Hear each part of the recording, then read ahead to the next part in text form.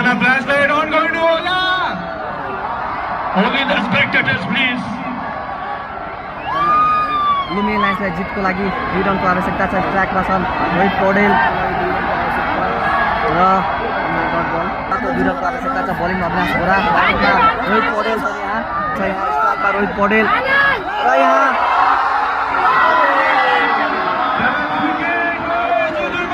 आवश्यकता छ। उपाधि जित्नको लागि स्ट्राइकमा छन् सन्दीप जोरा को बलर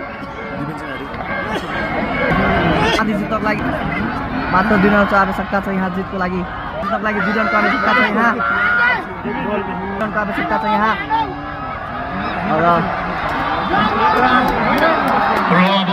जोरा रह्यो दोस्रो शटको उपाधि जित्नको लागि